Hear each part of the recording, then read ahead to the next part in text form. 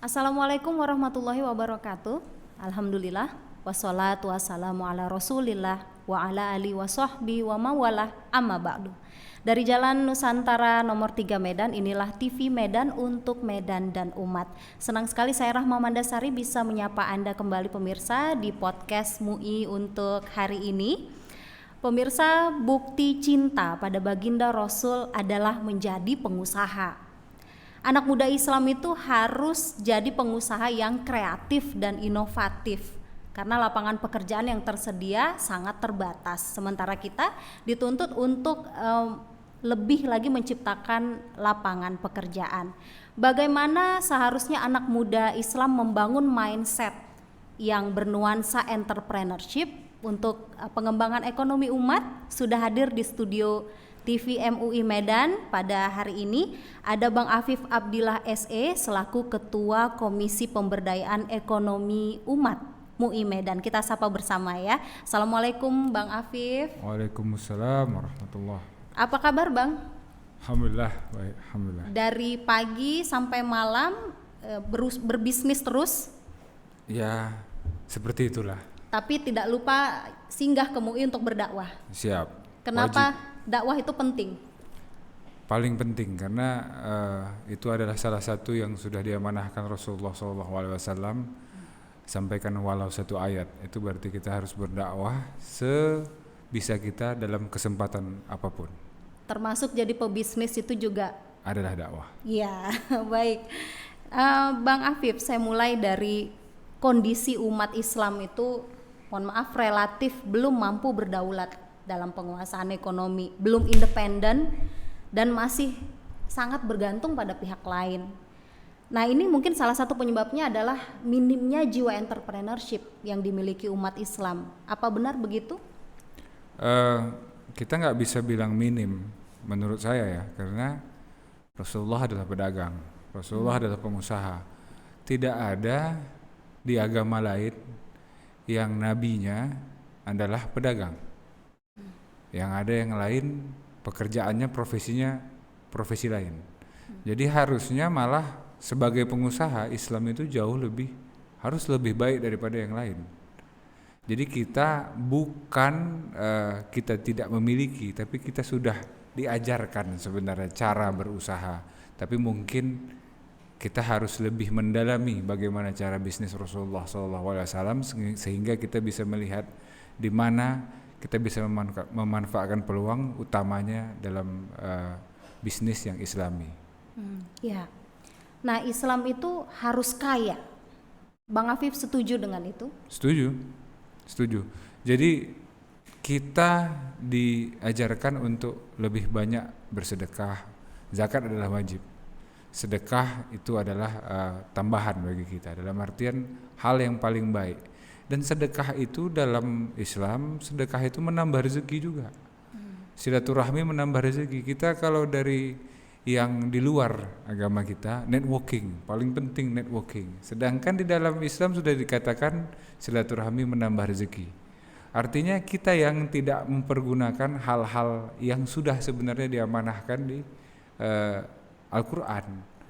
Yang sebenarnya saya melihat banyak di dalam Al-Quran malah tips-tips berbisnis dan memanage bisnis. Ada juga dalam Islam. Tapi kita harus lebih dalam membahas ini. Kenapa? Tadi misalnya banyak yang tidak berjiwa entrepreneurship dalam artian di umat Islam. Masalahnya adalah kita bukan tidak berjiwa entrepreneurship, tapi sepertinya sangat mudah untuk merasa kalah. Berarti Sangat ini mudah mental, menyerah. begitu Iya, Bang Afif? sangat mudah menyerah. Kita berharap banyak ya, saya banyak berkomunikasi dengan pengusaha-pengusaha muda, muslim maupun yang sudah senior juga. Memang banyak kita sangat cepat merasa kalah itu karena kembali kita salah mengartikan berserah diri kepada Allah Subhanahu wa taala. Kita salah mengartikan bagaimana Rasulullah itu berjuang. Karena Rasulullah sendiri dalam berdagang tetap menggunakan strategi, tetap melakukan hal yang baik. Rasulullah dalam melaksanakan atau memperjuangkan Islam perjuangannya luar biasa. Tidak pernah bisa memenangkan satu peperangan atau satu dakwah tanpa strategi. Strategi yang bukan hanya strategi asal-asalan, bukan sekedar ada planning, enggak. Bukan sekedar ada rencana, ada strategi, bukan. Tapi strategi rencana yang betul-betul detail. Dalam artian sedetail-detailnya sampai pemanah harus di sini. Kita bangun parit di sekitar tempat kita bertahan. Artinya sampai dengan sedetail-detailnya. Kalau terjadi ini, maka kita lakukan ini. Kalau terjadi ini, kita lakukan ini. Hingga larangan-larangan disiplin yang harus dilaksanakan dalam peperangan. Kita berbisnis, saya mengartikannya hampir sama dengan kita berdakwah, dengan kita ya dalam artian bagaimana Rasulullah perang. Kita harus menyiapkan strategi sampai sedetail-detailnya. Itu yang kita tidak miliki. Kita buka warung, Bismillahirrahmanirrahim, dengan nama Allah yang Maha Pengasih dan lagi Maha Penyayang. Kita buka warung, mudah-mudahan ada yang datang. Rasulullah tidak berdakwah dengan cara seperti itu, dengan Bismillahirrahmanirrahim saya membawa agama Allah, mudah-mudahan ada yang memeluknya. Tidak begitu. Artinya kita harus detail strategi. Saya di awal berbisnis dulu, mulai dari SD gitulah ya, SD, SMP itu jualan kalender. Alhamdulillah itu karena ada printer, zaman dulu printer masih belum banyak kan. Jadi ada printer bisa ngeprint kalender. Kita ngeprint kalender, alhamdulillah printernya rusak. Akhirnya orang tua marah sama kita, kenapa printer bisa rusak? Dibanding gak kepake, bagus kita pakai, kita bilang. Artinya sudah mulai dari sana. Barulah SMA dan lain sebagainya sampai mulai serius lah berbisnis. Serius berbisnis, saya belajar banyak saya ikut seminar yang ada dibilang nomor 1 di dunia dan lain sebagainya, yang biayanya tidak murah. Biayanya sudah bisa membeli 1 mobil untuk biaya seminar itu aja gitu. Dan juga coaching. Tapi setelah saya lihat ilmu ini sangat berkoneksi dengan ilmu Islam, ilmu kita. Misalnya dalam bisnis kita wajib mereview bisnis kita setiap hari dan setiap minggu.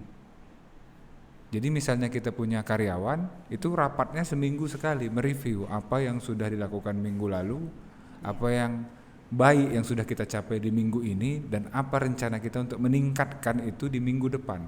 Kalau ada masalah di minggu lalu, maka bagaimana kita menyelesaikannya di minggu depan tidak terulang lagi. Jadi setiap minggu kita harus mengarahkan karyawan kita. Sama Islam, setiap minggu wajib mengarahkan para pemimpin sholat Jumat. Pengarahan langsung.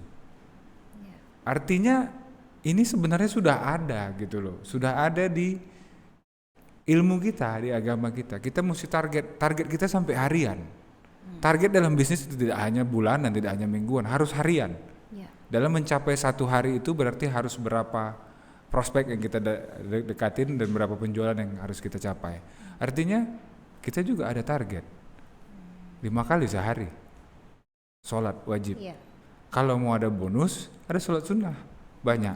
Artinya ini yang kita lakukan setiap hari. Target kita ada secara agama. Kenapa nggak kita lakukan itu secara bisnis? Jadi cara memanage. Terus tipsnya bagaimana agar mencapai target?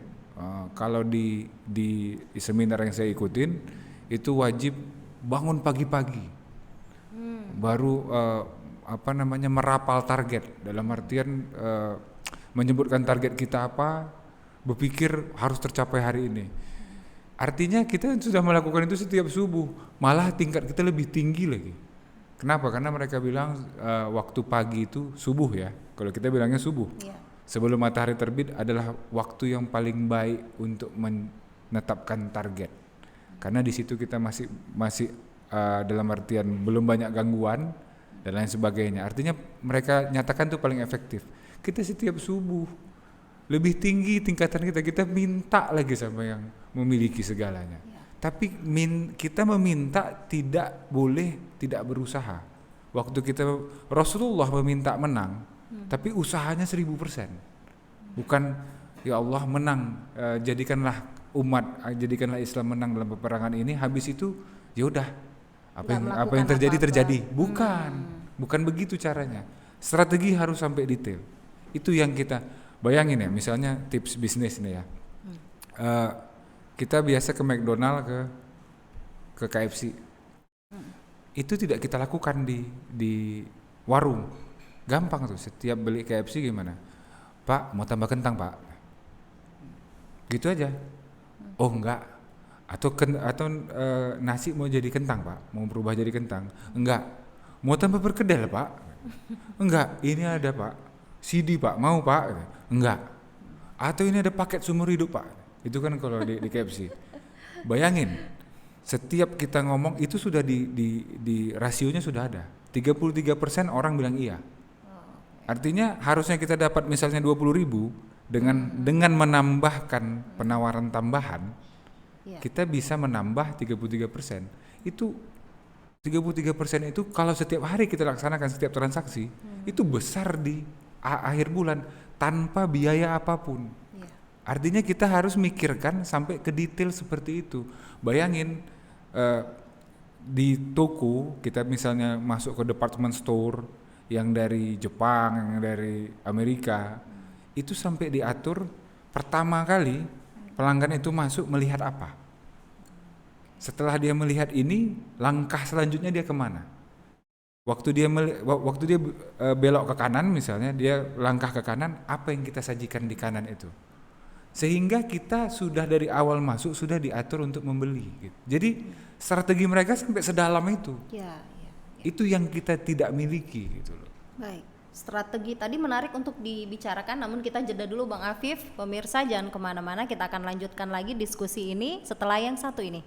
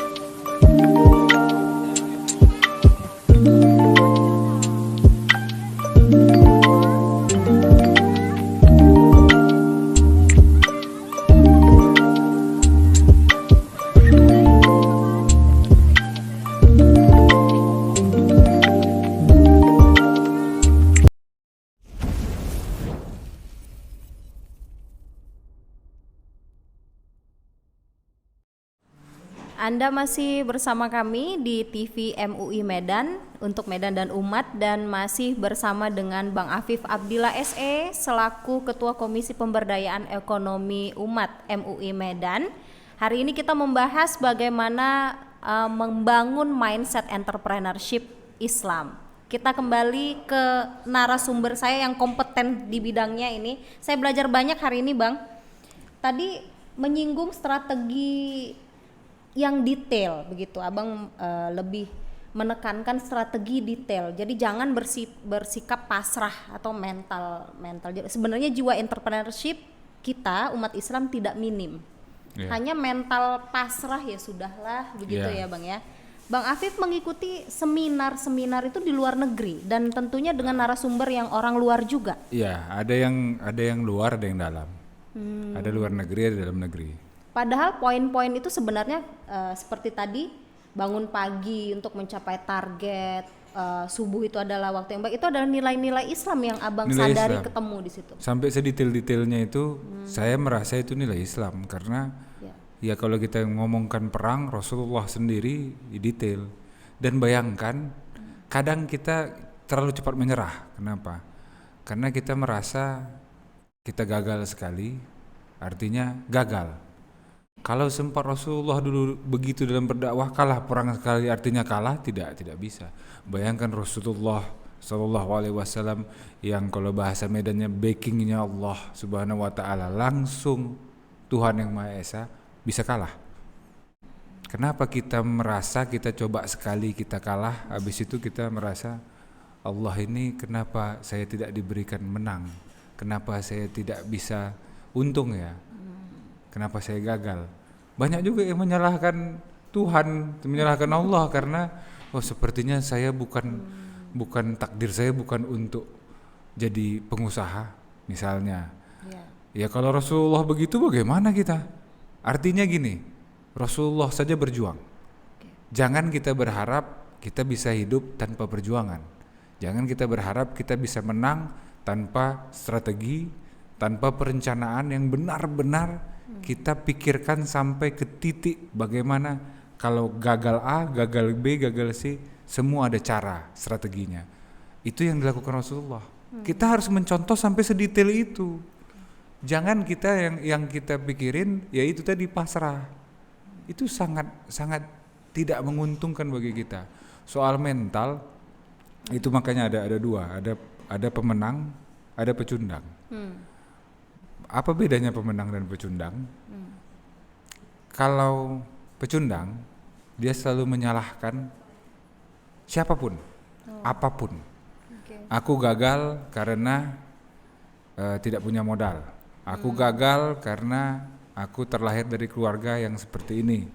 Aku gagal karena aku dilahirkan di Medan misalnya. Karena harusnya kalau dilahirkan di kota yang lebih besar aku bisa lebih sukses. Aku gagal karena kawanku seperti ini misalnya. Artinya selalu ada yang lain yang salah. Bedanya sama pemenang selalu menyalahkan dirinya sendiri. Kenapa?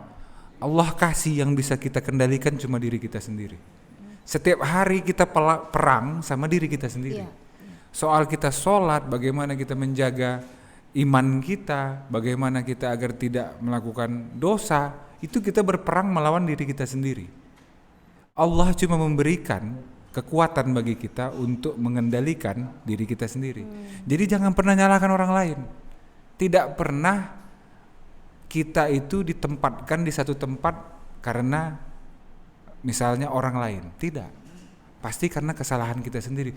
Dan itu dikatakan dalam Islam. Setiap yang baik datang dari Allah, sedangkan yang buruk adalah akibat ulahmu sendiri. Itu sangat jelas. Tinggal bagaimana kita mengartikan. Jadi sesuatu hadis ataupun bagaimana Rasulullah dalam menjalani hidupnya jangan hanya dilihat dari satu sisi, terjemahkan ke sisi-sisi lainnya.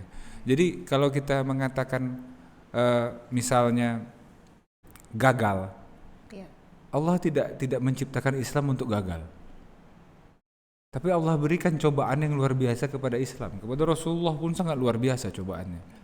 Tapi cobaan itu yang membuat Rasulullah lebih kuat daripada yang lainnya. Cobaan itu yang membuat umat Islam lebih hebat daripada umat yang lainnya. Kita umat yang tidak pernah dimanjakan. Ini yang kita harus mengerti. Jadi jangan kita, mohon maaf, cengeng. Iya. Cengeng dalam artian ada masalah sedikit, aduh nggak bisa ini. Kenapa? Karena begini, pasti tidak bisa jalan. Dari awal kita sudah mengatakan tidak bisa jalan, tidak akan ada jalan. Jadi kita perang saja bisa kalah. Bayangin tuh, Rasulullah yang kekasih Allah, sangat dicintai oleh Allah Subhanahu wa taala, bisa kelaparan. Jadi kalau kita kalah, kalau kita gagal, itu Allah mengajarkan kita untuk lebih kuat dalam usaha ya, untuk lebih kuat. Karena setiap kegagalan nilainya itu 1000. Kesuksesan nilainya cuma 10. Kenapa? Dalam sukses kita tidak belajar banyak, dalam gagal kita belajar sangat banyak. Baik. Bang Afif, lalu bagaimana menumbuhkan jiwa entrepreneurship? Menumbuhkan jiwa entrepreneurship pertama pasti dari sisi kembali ke mental dulu. Karena gini, dia berjiwa entrepreneurship sama saya berjiwa entrepreneurship itu jiwa yang tidak kenal menyerah. Itu entrepreneurship. Kenapa? Karena kalau dia penyerah, cepat menyerah, itu tidak akan bisa jadi entrepreneur. Kunci dari entrepreneurship adalah belajar dan tidak menyerah. Itu aja. Kalau kita belajar dari setiap kesalahan kita gagal, salahnya pasti banyak. Saya bangun usaha itu ada 30. Alhamdulillah 4 yang jadi. Sisanya tutup. Tapi bukan berarti itu kegagalan. Tapi dalam setiap gagal itu pelajaran itu sangat banyak. Waktu dulu pertama mulai usaha, semua bisa. Ya kan, kita merasa kalau usaha ini bisa. Akhirnya kenalah satu masalah, sehingga habis itu mulai usaha mikir dulu, hitung. Gimana nih caranya nih? Marketing plan-nya gimana nih? Kita selling kemana nih? Gimana cash flow-nya? Arus kasnya gimana? Kira-kira bisa survive berapa lama nih? Kalaupun perlu modalnya untuk bertahan berapa lama? Untuk mendapatkan satu pelanggan, berapa usaha yang harus kita lakukan? Misalnya 100 kali baru sukses 1 kali. Dalam artian 1 orang membeli dari 100 orang yang kita prospek. Itu harus kita hitung. Kalau nggak pernah gagal, saya tidak pernah belajar itu. Bahkan saya tidak mungkin seminar kalau saya tidak pernah gagal. Kalau harus gagal dulu. Harus gagal. Allah memberikan kegagalan supaya kita lebih sukses. Ya. Baik, Bang Afif, apa sih enaknya jadi pengusaha dibanding dengan profesi-profesi lainnya? Ini mau motivasi apa mau jujur-jujur aja nih?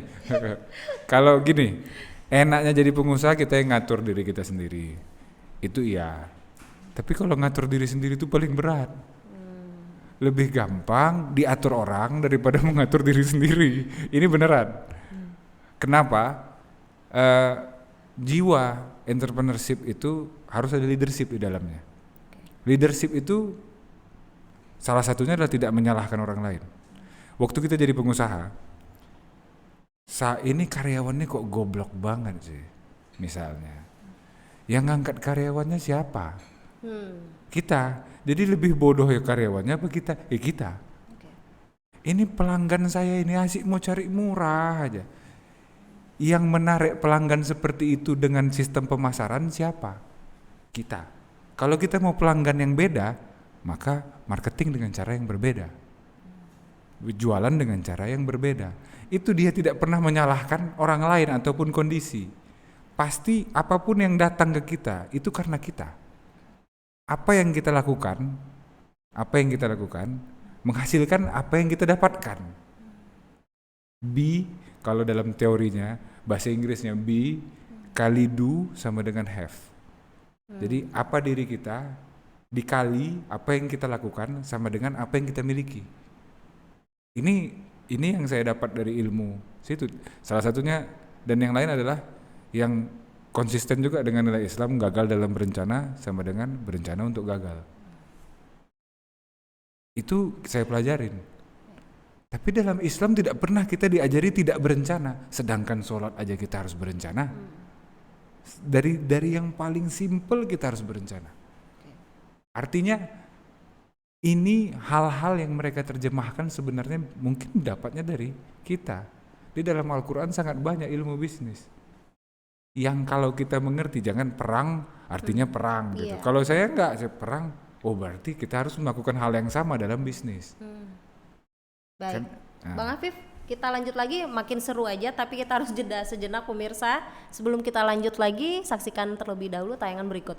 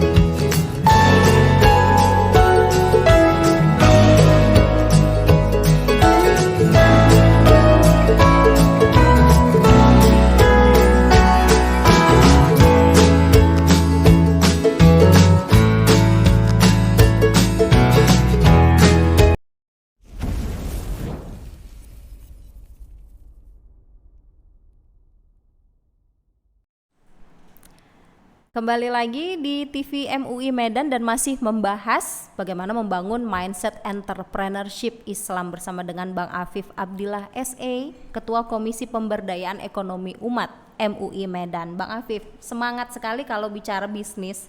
Karena ini bicara profit gitu ya. Ya. Bicara cuan begitu ya Bang ya. Nah, dalam dunia bisnis itu salah satu yang punya peran yang sangat vital itu adalah tim marketing, sales. Nah, cara menjual yang the best itu seperti apa? The best nggak ada. Tidak ada. Kenapa? Karena masing-masing bisnis memiliki spesifikasinya masing-masing. Berbeda bisnis, berbeda cara jualannya. Tapi yang paling simpel dalam berbisnis, pertama cara Rasulullah. Cara Rasulullah tuh marketing yang kita bilang non marketing tapi sangat efektif. Jadi contohnya ini kita ngomong dari sisi Rasulullah. Waktu Rasulullah jualan, ada toko sebelah yang belum terjual, belum ada satu pun terjual dalam satu hari. Buka dasar lah kalau bahasa kita. Rasulullah bilang apa? Bu, saya sudah terjual, saya udah jualan 5 hari ini. Sebelah saya belum terjual satu pun, Bu, kasihan. Ibu ke sebelah aja. Terjual lah yang sebelah. Pelanggannya loyal ke siapa? Ke sebelah apa ke Rasulullah? Pasti ke Rasulullah. Loyalnya ke Rasulullah. Iya. Bayangin, tidak menjual tapi loyal. Jadi kembali loyal. Misal jualan ayam penyet misalnya atau nasi goreng. Ya. Ya kan? Kita cuma jualan kalau ada yang datang ya udah. Kalau nggak ada ya berat. Kalau ada alhamdulillah. Kan begitu. Marketingnya bagaimana? Nggak ada. Coba saya tanya, cara orang jualan nasi goreng gimana? Buka tempatnya, habis itu jual makanan yang paling enak, berharap orang datang kembali. Ada nggak fungsi kontrol kita di mengembalikan orang datang? Nggak ada. Customer itu terbagi. Pelanggan saat ini, pelanggan baru atau pelanggan saat ini atau pelanggan aktif dan pelanggan tidak aktif. Kita nggak pernah membagi dari situ. Jadi yang saya pelajari di seminar itu, pelanggan itu harus kembali minimal 3 bulan sekali. Kalau dia tidak kembali, artinya dia sudah menjadi pelanggan tidak aktif. Bagaimana mengaktifkan pelanggan yang tidak aktif? Pertama harus punya nomor kontaknya. Ada nggak pernah? Ibu nomor kontaknya berapa? Nggak pernah. Gitu loh. Ini penting. Jadi kalau dia aktif, ada lagi. Setelah aktif, ada yang namanya loyal, pelanggan loyal, dan fans. Kalau fans itu udah seminggu sekali pasti datang tuh. Bagaimana? Jadi tahapan pelanggan itu ada. Bukan hanya, makanya dari marketing tuh, pertama suspek. Suspek itu orang, seluruh manusia yang ada di dunia ini suspek. Prospek itu orang yang melihat iklan kita atau melewati warung kita. Setelah prospek baru dia jadi pelanggan. Jadi customer. Namanya first time customer, pelanggan yang pertama kali beli, aktif, non aktif. Yang tidak aktif. Jadi strategi dalam merubah prospek menjadi suspek menjadi prospek, artinya orang yang lewat di warung kita merubah dia menjadi prospek, orang yang tertarik untuk datang, bukan datang ya, tertarik untuk datang. Harus ada. Misalnya dengan sign kita, spanduk kita atau pelang toko dan lain sebagainya. Ya. Setelah dia menjadi prospek, dia datang jadi pelanggan pertama. Itu mesti ada tahapnya. Setelah dia jadi pelanggan pertama, bagaimana dia kembali kedua? Dan ini yang saya pelajarin, 7 kali orang membeli dalam waktu 3 bulan di tempat yang sama, itu tercipta yang namanya kebiasaan. Kebiasaan itu sangat sulit dihilangkan. Jadi bagaimana dia bisa kembali ke tempat kita dalam 3 bulan 7 kali? Strategi dong. Ada diskon, ada bonus dan lain sebagainya. Ini yang dilakukan. Kalau kita ke fast food, McDonald, KFC, McDonald lah, Burger King sekarang. Dia ngasih tuh voucher yang sekian persen yang satu lembar itu banyak vouchernya. Itu supaya apa? Supaya kembali. Karena dia tahu 7 kali kita kembali, kita sudah menjadi loyal. Artinya ini tidak kita lakukan. Kita tidak mengontrol pelanggan kita. Kita tidak kendalikan pelanggan kita. Kita tidak punya alat untuk mengakses pelanggan kita. Kita hanya berdoa pelanggan kita datang. Rasulullah tidak mengandalkan doa, Rasulullah mengandalkan usaha, rencana, strategi. Ini adalah strategi yang dilakukan oleh mereka, dalam artian jarang dilakukan oleh kita. Sewaktu kita punya akses ke pelanggan, kita bisa melakukan banyak hal. Misalnya dia tidak aktif, itu bisa di SMS-in, Bu, Kak Manda udah lama nggak datang ke warung kami, rindulah kami Kak, datanglah Kak, datang kan? Pasti datang. Bayangkan, sesimpel itulah kita mengembalikan pelanggan yang sudah tidak beli lagi kita. Setiap orang yang tidak, bayangin nih, kayak ini gelas nih ya, ini kenapa bisa terisi airnya? Karena bawahnya ketutup. Kalau kita biarin pelanggan masuk, habis itu pas dia tidak aktif, kita tidak kembalikan lagi, ini kayak masuk langsung keluar, gitu loh. Tapi bayangin kalau kita tutup bawahnya, setiap ada yang nggak aktif kita telepon, datang. Ini jadi penuh. Satu warung omsetnya bisa ratusan juta, belum profit. Ya, jadi kita strategi itu yang membuat kita jauh lebih sukses nantinya. Artinya strategi detail seperti itulah yang kita butuhkan. Di luar, satu yang paling penting, yang paling gampang, referral. Referral itu marketing mulut ke mulut. Kalaulah kita minta satu pelanggan memberikan referensi ke kita, misalnya jahit tuh, ibu-ibu tuh biasa ngejahit. Saya pernah ngasih seminar, pembicara narasumber, ibu-ibu tuh, ya itu kami jahit Pak, nggak ngerti kami gitu-gitu Pak katanya, ya kan? Oke, cara kalau jahit referral, dan tetap ada aktif dan tidak aktif, ini tergantung cara kita. Referral tuh caranya bagaimana? Oh ya, saya sudah suruh Pak, setiap saya sudah siap jahit Bu, nanti kasihkanlah ya ke kami, kalau ada referensi bilang-bilangkan ke keluarga gitu. Iya, itu bagus Bu. Tapi apa untungnya bagi si pelanggan ini ngasih tahu ke keluarganya? Nggak ada. Itulah sistemnya. Misalnya dikasih diskon si keluarganya, special price. Itu kan jadi enak. Tapi cara ngomongnya gini, nanti kalau datang ke tukang jahit itu, kau sebut aja namaku. Kau tahu namaku kan? Misalnya. Nanti dapat diskon kau tuh. Itu cara seperti itu efektif. Kenapa? Karena mama suka cerita. Apalagi kalau dia bangga, sebut aja namaku. Misalnya, itu dari setiap, kita harus data pelanggan yang ini udah bawa berapa pelanggan, pelanggan yang ini udah bawa berapa. Kalau nggak kita buat seperti itu, kalau kita malas dalam mendata itu, ya tidak efektif. Akhirnya marketingnya tidak berjalan. Simple kan? Perkara mau apa enggak ini. Setiap ada pelanggan, lihat dia udah ada referral belum, dia udah ada ngasih rekomendasi belum. Kenapa? Karena disebut namanya, kita pasti tahu. Artinya ini bisa kita laksanakan. Hal itu sangat simple. Jadi misalnya dia udah 1 tahun nggak jahit lagi, tanya, Bu kenapa nggak jahit lagi sama saya? Kalau nggak datang lah Bu, udah lama kita nggak cerita-cerita. Itu aja. Termasuk memberikan kartu nama setelah apa begitu ya Bang ya? Iya, itu simple, tapi apa gini loh, kita minta orang memasarkan kita punya, apa untungnya bagi dia?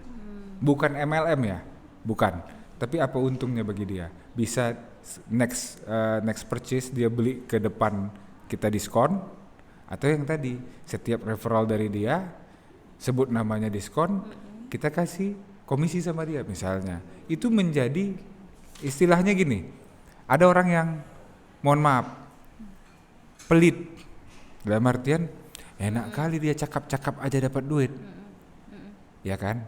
Kalau belum dapat uang aja dia pelit, macam mana uangnya mau datang? Dan kita setelah dapat omset, udah dapat uang, baru kita bagi sama dia. ngerti kan? Iya, Bukan iya. sebelum. Iya. Artinya itu kan jauh lebih mudah bagi kita dibanding kita bayar iklan gitu loh. Iya. Ada bisnis yang hanya mengandalkan eh, mulut ke mulut dan itu efektif.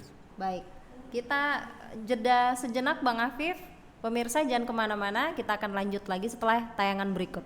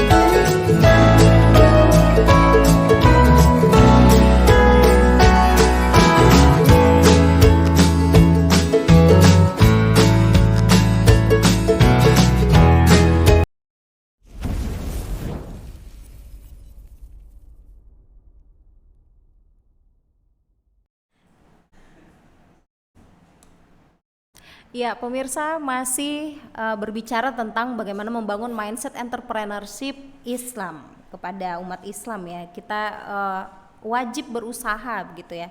Meniru Rasulullah menjadi pengusaha tapi nggak sekedar punya mental ya udah pasrah ini buka toko biar aja nanti Allah datangkan customernya. Ternyata salah. Ternyata banyak sekali strategi bisnis ya. Bukan salah. Memang Allah yang mendatangkan pelanggannya. Iya, tapi kan kita perlu ini Strategi. tadi ya Bang, perlu strategi tadi ya. Baik, nah sekarang begini Bang Afif, yang namanya berbisnis itu kan fluktuatif ya. Kadang kita di atas, kadang kita di titik jenuh, di titik terendah. Nah ini jatuh bangun bukan seperti kata lagu ya Bang ya. Yeah. Itu konteksnya beda. Sekarang konteksnya bisnis. Bagaimana harusnya kita bersikap ketika kita menjadi pengusaha, kita berada di titik ini, katakan titik zero atau bagaimana ya Bang?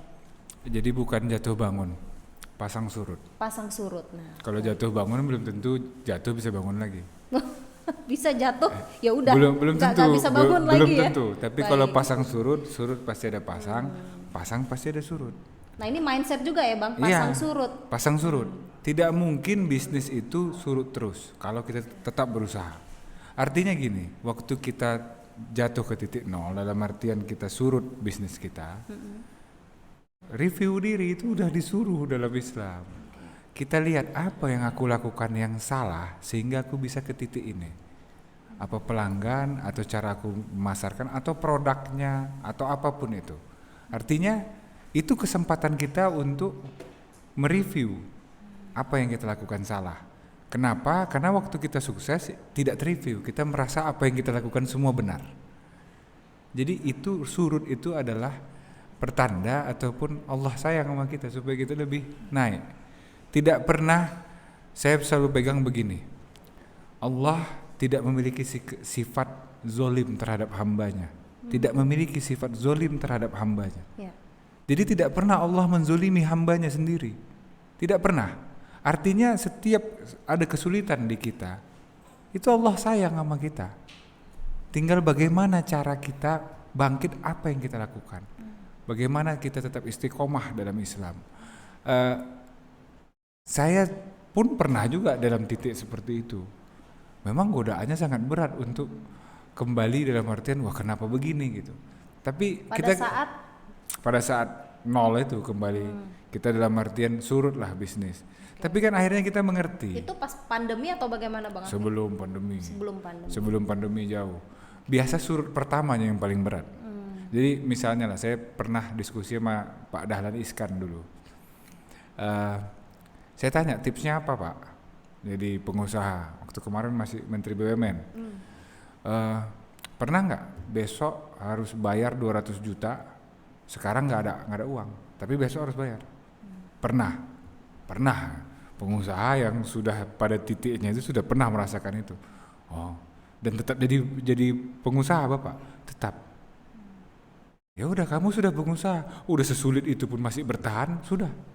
Artinya tidak semua orang bisa mengerti bagaimana cara mendapatkan itu. Karena waktu kita kepepet dan berat masalahnya seperti itu, pikiran banyak.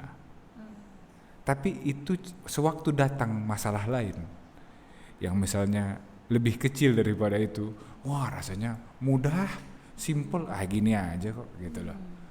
Artinya semakin berat masalah kita setelah kita melewati, Allah berikan kenikmatan. Kita nggak tahu nikmat kalau kita tidak pernah merasakan sakit. Percayalah, nikmat itu lebih nikmat setelah kita sudah merasakan sakitnya. Dan ini saya rasakan waktu besok harus bayar 2 miliar.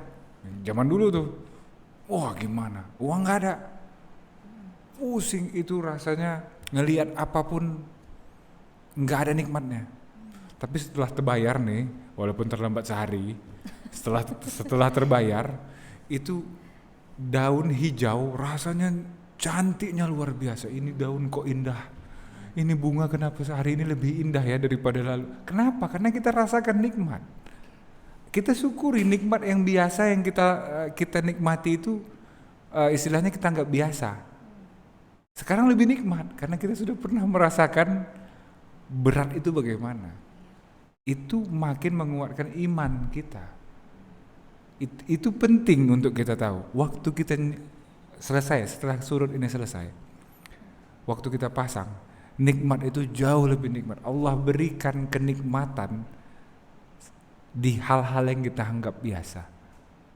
Dan itu jauh lebih bersyukur. Sampai akhirnya makanya saya sebagai pengusaha tidak pernah memikirkan lagi mau beli apa, pengen koleksi apa, enggak. Udah lewat. Walaupun semuanya bisa dibeli. Iya, misalnya kita memiliki kemampuan untuk membeli, saya tidak mikirin itu lagi karena posisinya misalnya satu rumah itu nikmat kalau kita nikmati. Satu kendaraan itu nikmat kalau kita nikmati karena syukur kita jauh lebih tinggi. Artinya percayalah, semua yang buruk yang terjadi sama kita untuk kita lebih kuat ke depan. Agar kita bisa lebih menikmati apapun yang Allah kasih ke depan. Bagaimana cara kita kembali untuk pasang? Tadi udah surut nih. Gimana cara kita kembali pasang? Itu kita harus, itulah gunanya saya bilangnya mentor. Itu yang kita membuat di Komisi Ekonomi Umat. Bagaimana kita mencari pengusaha-pengusaha muslim yang sudah sukses sehingga bisa mementori, menjadi guru bagi pengusaha-pengusaha nanti yang mungkin remaja masjid dan lain sebagainya, mungkin ibu-ibu juga yang istilahnya muslim juga. Kenapa? Karena mereka sudah merasakan jatuh. Beda. Waktu pertama jatuh berat, waktu ketemu sama yang udah pernah jatuh, biasa aja. Penting untuk tahu seperti itu. Saya pertama kali harus bayar 1,2 miliar itu nggak ada uang. Saya ingat saya minta sama orang tua saya yang saya tahu ada. Dia cuma nanya, itu gara-gara siapa? Siapa yang buat? Saya. Jadi siapa yang tanggung? Saya. Jadi siapa yang bayar? Saya. Ya udah, nggak usah nanya lagi. Waktu itu geram sampai istilahnya makan, aduh parah lah, berat lah. Tapi itu membuat kita jauh lebih kuat ke depan. Kalau nggak dilakukan seperti itu, mungkin kita cengeng. Iya. Artinya ada masalah sedikit, waduh gimana? Langsung mau ngadu aja gitu kan. Dan pengusaha tidak boleh cengeng. Dan Islam kita diajarkan tidak boleh cengeng. Bayangin, mohon maaf, agama sebelum Islam. Kita meminta diberikan. Bahkan Nabi Isa dulu meminta makanan, kalau saya nggak salah, lapar, dari langit turun makanan. Orang yang sudah meninggal dihidupkan kembali. Sangat banyak mukjizat yang diberikan. Islam tidak memiliki mukjizat yang benar seperti itu, tidak ada yang sangat hebat seperti itu. Kita semua dengan usaha. Al-Quran adalah salah satu mukjizat paling besar dalam Islam. Dengan usaha Rasulullah yang luar biasa, kita tidak diajari jadi cengeng. Satu-satunya umat Allah yang tidak diajari cengeng cuma umat Islam. Karena kita dibentuk untuk selamanya, bukan untuk ada jangka waktu. Kita harus mengerti itu. Dan tidak mungkin umat istilahnya hamba Allah sakiti. Karena kita bergantungnya sama Allah. Tidak bisa, ada saatnya Allah angkat. Dan pas Allah angkat itu jauh lebih nikmat daripada dan jauh lebih mudah usaha kita dibanding sebelumnya. Karena pelajaran yang akan kita dapatkan.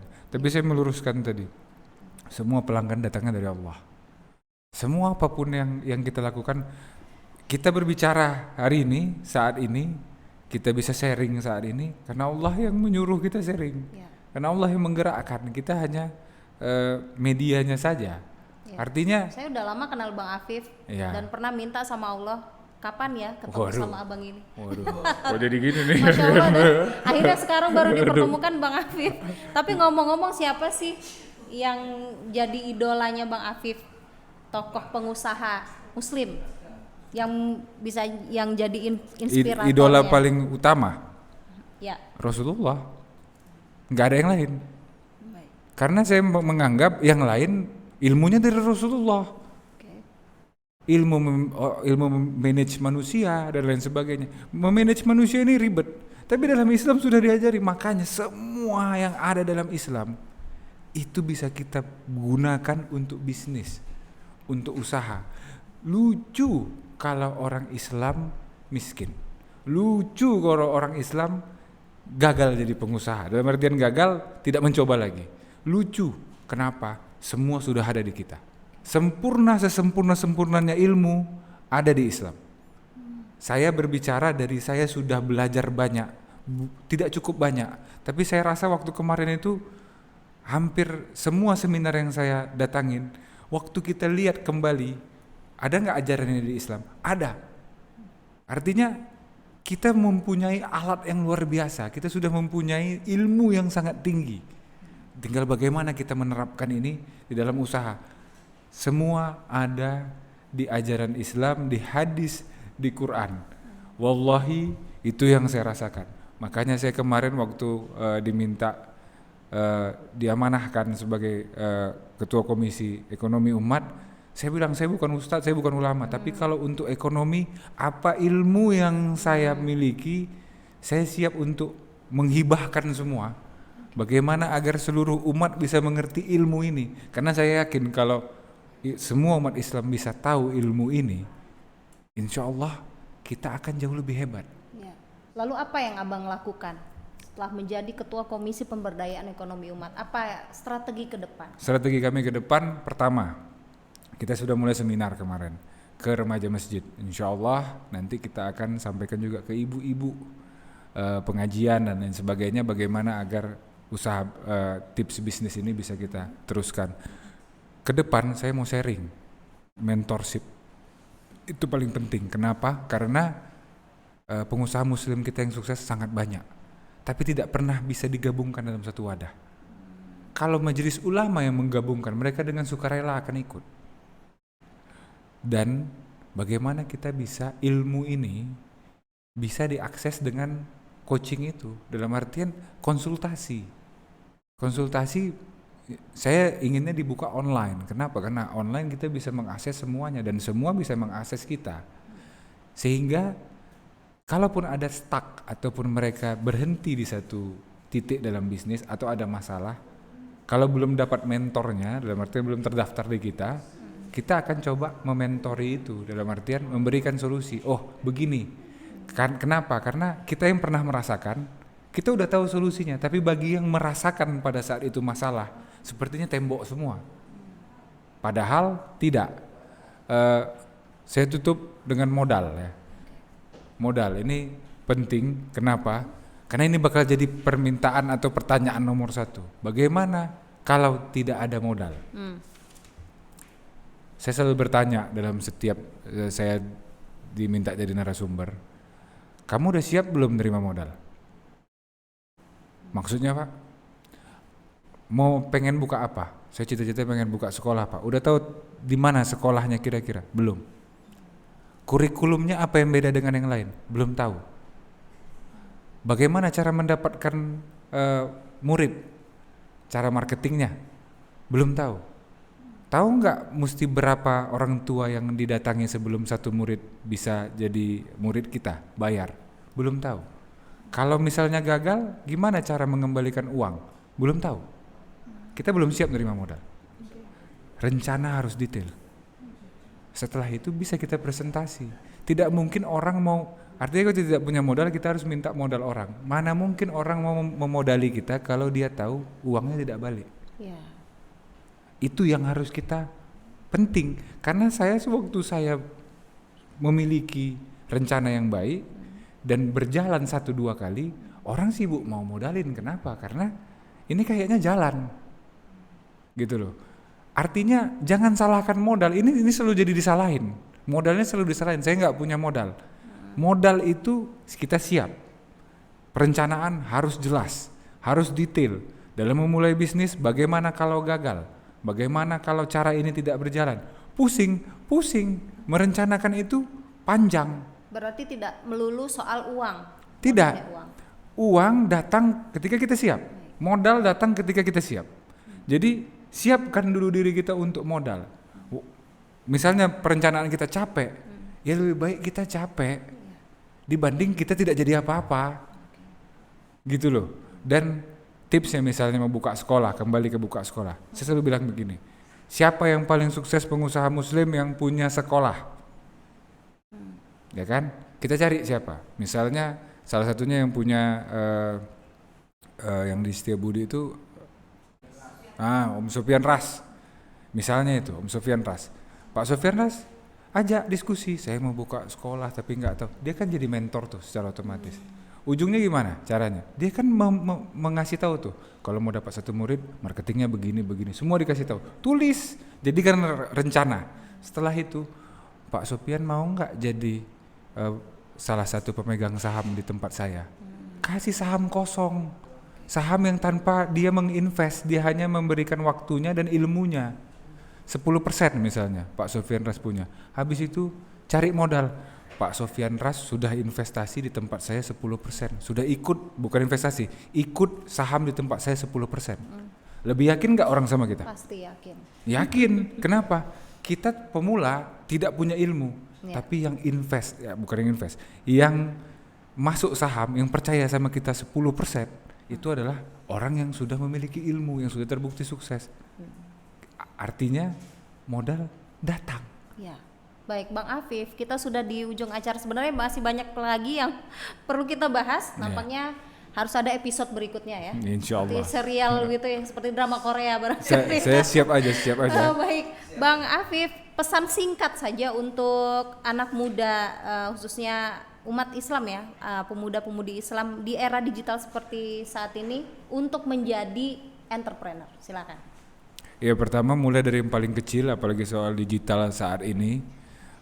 Mulai dari yang paling kecil, sangat gampang jualan pada saat ini. Jangan mikir jual aja. Selama halal, jual. Baik. Selama halal, pasarkan. Karena itu ilmu, jangan pikirkan sukses atau tidak dulu. Belajar dulu. Setelah belajar baru sukses. Terus soal gagal. Saya selalu bilang jangan pernah takut gagal. Bikin gagal yang takut sama kita. Bikin gagal yang takut sama kita. Harus gagal yang takut sama kita. Baik. Kenapa? Karena mau berapa kali pun dia datang, kita nggak akan pernah mundur. Baik. Bang Artinya, Afif, terima kasih banyak. Terakhir sebelum saya tutup. Yap. Yang paling penting adalah bagaimana cara kita sukses. Rezeki banyak. Caranya cuma satu, sedekah. Nggak ada yang lain. Bisnis tanpa sedekah pasti gagal. Jadi kalau mau pasti sukses, sedekahlah sebanyak-banyaknya. Ya, itu aja dari saya. Tidak membuat miskin gitu ya. Tidak pernah, Baik. tidak pernah. Bang Afif, terima kasih banyak sudah berbagi ilmu. Fresh Sama-sama. sekali ya. Mudah-mudahan ini menjadi mental dan semangat yang baru bagi para pengusaha kita dimanapun berada, khususnya pengusaha muslim, apalagi melewati fase pandemi. Semoga kita berjaya, ekonomi umat berjaya. Pemirsa, demikian bincang-bincang kami dengan Bang Afif Abdillah, Ketua Komisi Pemberdayaan Ekonomi Umat MUI Medan. Semoga bermanfaat. Saya Rahma Mandasari undur diri dari hadapan Anda. Assalamualaikum warahmatullahi wabarakatuh. Waalaikumsalam.